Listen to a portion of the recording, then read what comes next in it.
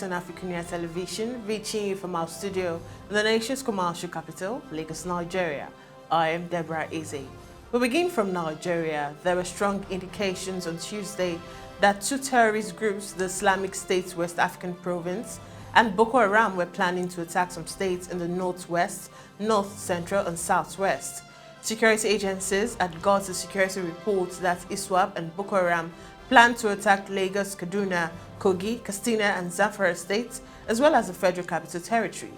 Earlier on Tuesday, there was a leaked memo from the headquarters of the Nigeria Security and Civil Defense Corps, which alerted state commands to the planned attack.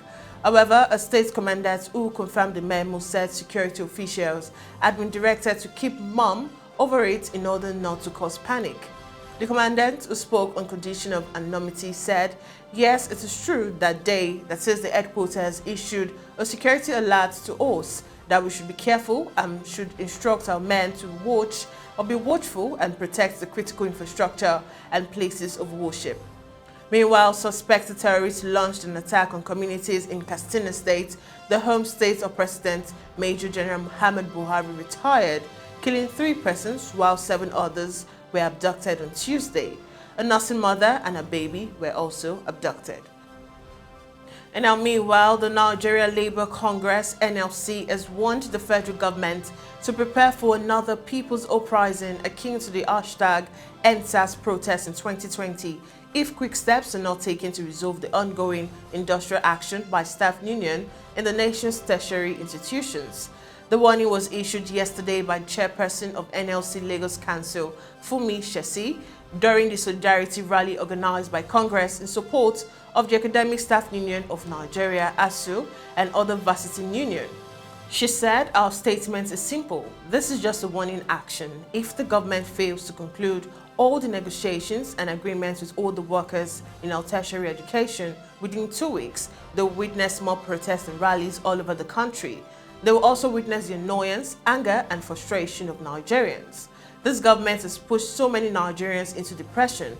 We say enough is enough. We can no longer bear this hardship again." End of quote. Rights activist Falana San, who joined Labour in the protest at Ikeja, said the fight is for quality education in the country, and he described President Muhammad Buhari as the president who is John Curtin around the world, while the masses are suffering after the administration has brought unprecedented depression and hardship into the country.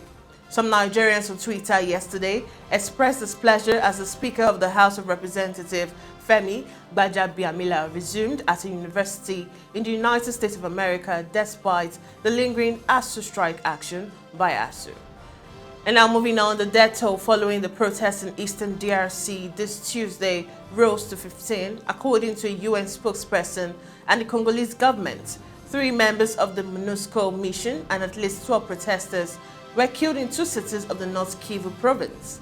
Since Monday, demonstrators have been gathering in various cities of Eastern DRC, saying they want the UN's mission in the region to end and the peacekeepers to leave, claiming they haven't been able to counter armed groups. The MONUSCO has been here in DRC for over 20 years, but there is no peace in North Kivu, no peace in the east. How can you explain the M23 rebels group have more powerful weapons than the MONUSCO, says Mugisho Muhindo, a protester in Goma. The situation in Butembo, the region's 3rd city, was chaotic all Tuesday afternoon and activities were paralyzed. In the morning, hundreds of protesters had surrounded UN's logistic base in Goma and attacked the mission transit camp outside the city center. And according to journalists on the ground, Congolese security forces struggled to contain the crowd. A UN spokesperson said that the situation was still tense and the backup would be sent. And now, still on the African scene, Moroccan authorities said the bodies of 8 migrants have washed ashore in southern Morocco after the dinghy capsized. The bodies were found early Monday in the coastal town of Akfenra on Morocco's Atlantic coast facing the Spanish Canary Islands, authorities there said late Monday. They said 18 older migrants who'd been in the capsized dinghy were later found alive, and they were from sub-Saharan African countries. Morocco Atlantic coast has become a departure point for African migrants aiming to reach Europe via Canary Island. We now go on a short break, and when we come back, it's updates making the rounds on the foreign scene. Stay with me.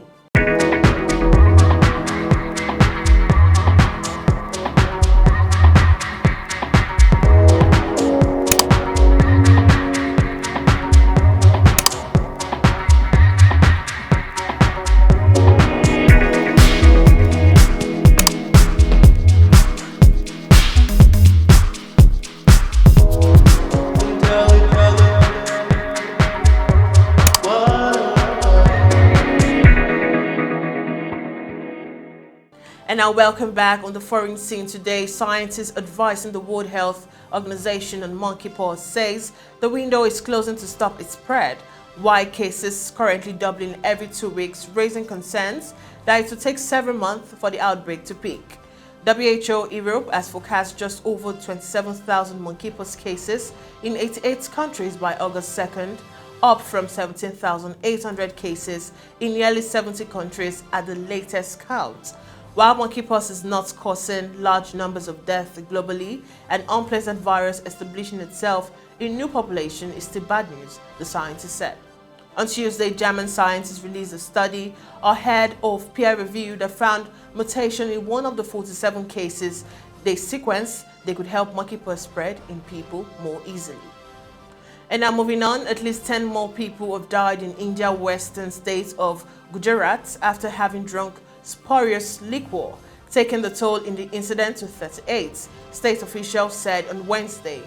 Police launched an investigation and made 6 arrests after 51 people affected in Monday's incident in the state's adjoining districts of Ahmedabad and Boltad were admitted to hospitals, in addition to the death. Sales and consumption of alcohol are prohibited in the home state of Prime Minister Narendra Modi, except by those holding a government permit.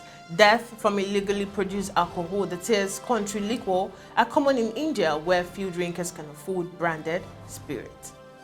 Now, still on the foreign scene, a powerful 7.1 magnitude earthquake struck the Philippine island of Luzon on Wednesday, killing at least 4 persons and damaging buildings in the northern Abra province and sending strong tremors through the city, Manila.